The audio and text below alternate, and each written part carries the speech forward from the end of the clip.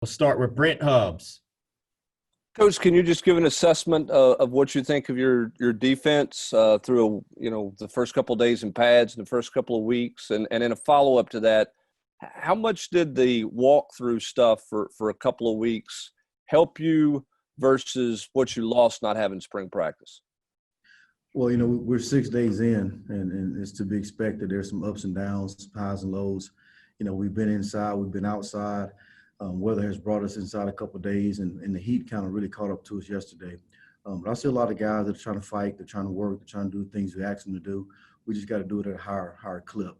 As far as not having spring, it hurt everybody. Everybody's got the same situation, and you got to make the best of it. I thought we had a really good plan via Zoom, when we couldn't have our players to do installs and meet with those guys every day as a unit and split up into position groups.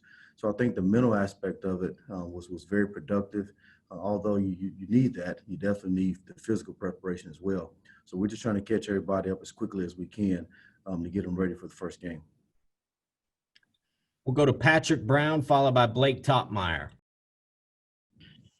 Coach, I guess how would you kind of assess maybe where your secondary is at this early stage of the preseason? Do you feel like you have a lot of options there, a lot of different pieces you can move around there? And maybe how are some guys there impressing you so far? Yeah, nowadays, the secondary is a lot like basketball. You want to be able to match up and put different people in different spots, to show off their strengths, to put them in a situation to make plays. So with that being said, we do have a lot of options, a lot of guys that can do different things. We had a couple of guys got some nicks and bruises here early on, but for the most part, we got a lot of guys back from last year outside of Nigel. So we should be deeper in the back end, a lot of game experience, a lot of play time back there.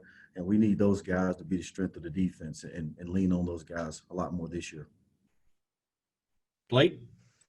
Hey, Derrick. Have you or others on staff talked to your guys about tomorrow's Saturday's march? And then have you guys also have any conversations within the team about the death of Jacob Blake?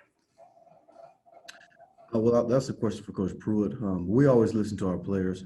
These are different times, they're troubling times, and our kids are very aware of what's going on around them, and we support those guys 100%. We'll go to Rob Lewis.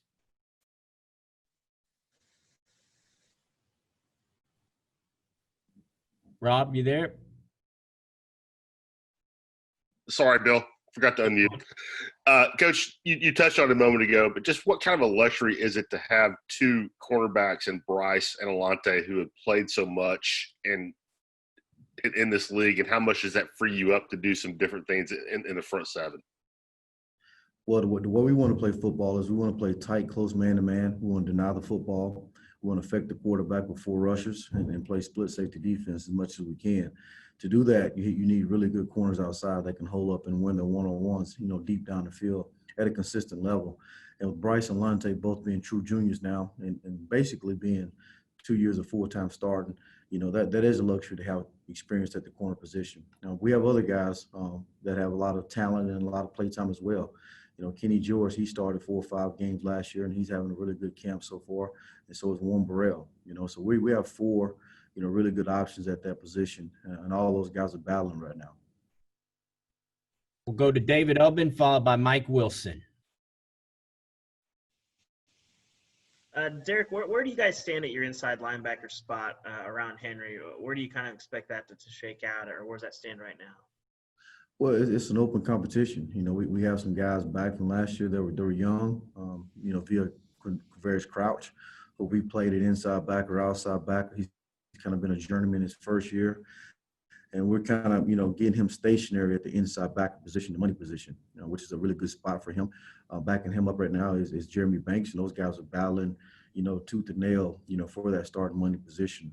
Behind Henry, you have a guy like Aaron Beasley, who's kind of a tweener who plays safety, has played linebacker. Now he's full-time linebacker rotation.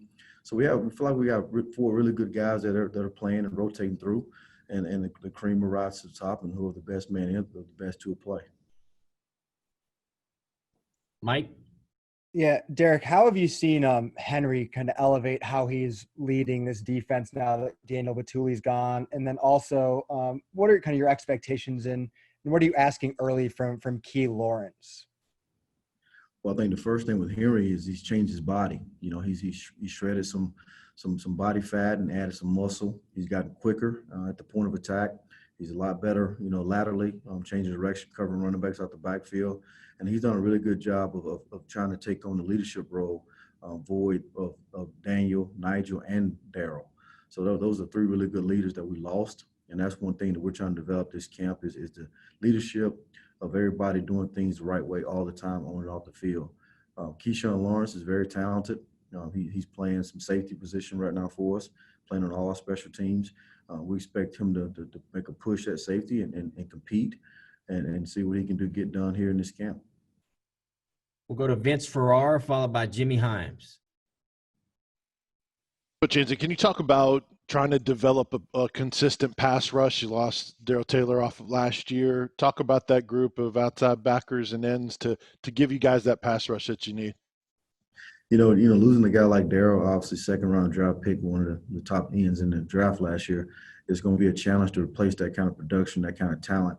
It's going to kind of be by committee. You know, we have a couple guys that played a little bit last year, and we need younger guys to step forward. Kevon Bennett being a guy that has pass rush ability. DeAndre Johnson has pass rush ability, and both of those guys are, you know, redshirt juniors, so they've been here for 4 years. And then backing them up, you know, giving some pushes is Roman Harrison. John Mincy's playing out there. Morvan Joseph and Tyler Barron are two young guys that we need to continue to develop and bring along to add more pass rush, you know, to our stable of guys. Jimmy?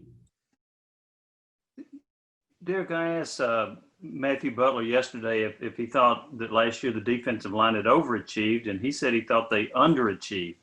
And I wonder, from your perspective, what do you want to see from the defensive line as far as improvement from last year to this year? You know, the first thing is, you know, controlling the line of scrimmage, you know, playing on the offensive side of the ball.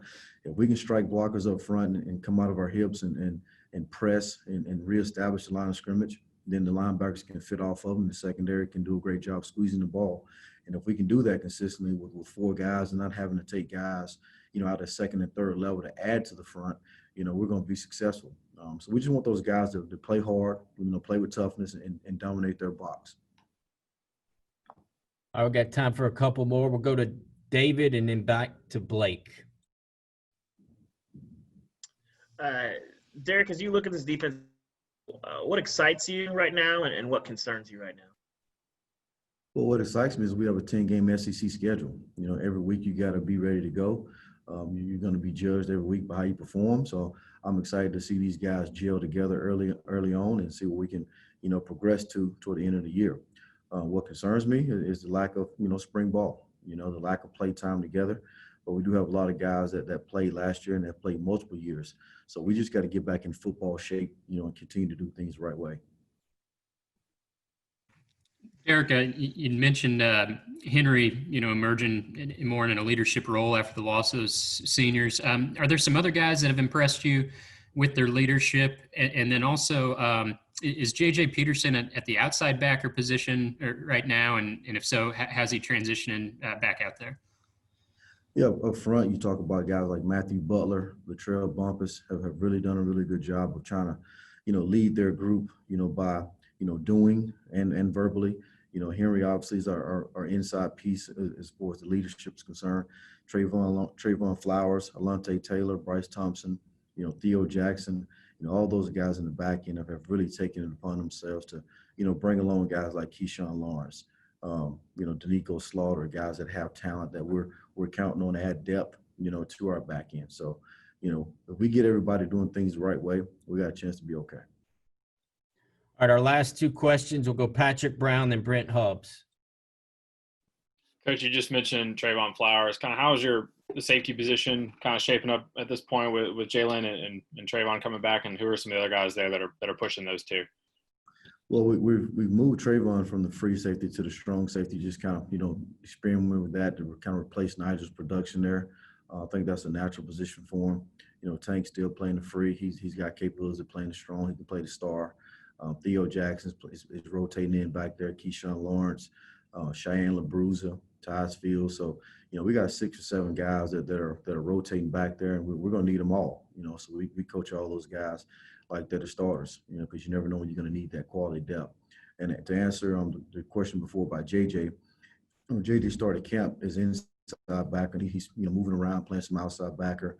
We'll probably play some inside backer here and there, but he is on the edge as of today. Patrick. I'm sorry, Brent. Coach, what made Jimmy Brumball a good fit for your defense, and what do you like about the reconfiguring of your staff with Brian Niedermeyer over there and Shelton Felton? I think Jimmy Brumball is one of the best D-line coaches in the country. Obviously, me and him worked together in Kentucky for 3 years, but we've been knowing each other all the way back to, his college days at Auburn and my days at Troy. So I think he's very technically sound, very detail-oriented, very meticulous in his approach, has a drill for everything that they need to do up front, has video evidence to back that up with his coaching. And the kids like that. They like immediate feedback. They like knowing different ways to do different things. And I think he's going to be a really good fit and add a lot of value to those guys up front. Brian Niedermeyer, he's a young guy, a lot of energy. Kids really like him. I like him. I've been knowing him for a long time. He's a bright young mind. He's been an offensive guy, but he's got a defensive background. He's worked with Coach Pruitt and myself on defensive staffs before he got to Tennessee. So he's just picking up right where he left off as far as on the grass. And Shelton Felton is doing a really good job with our outside backers of getting those guys to go, getting them to come off the ball the right way, striking blockers, being multiple, because those guys have a lot of responsibility. They got to be apex players. They got to be edge of the line. They got to be at a pass rush. They got to be a drop. So they're all doing a nice job. We all got room for improvement, and we're going to continue to get that done every day. All right. Thank you, Coach. We appreciate it.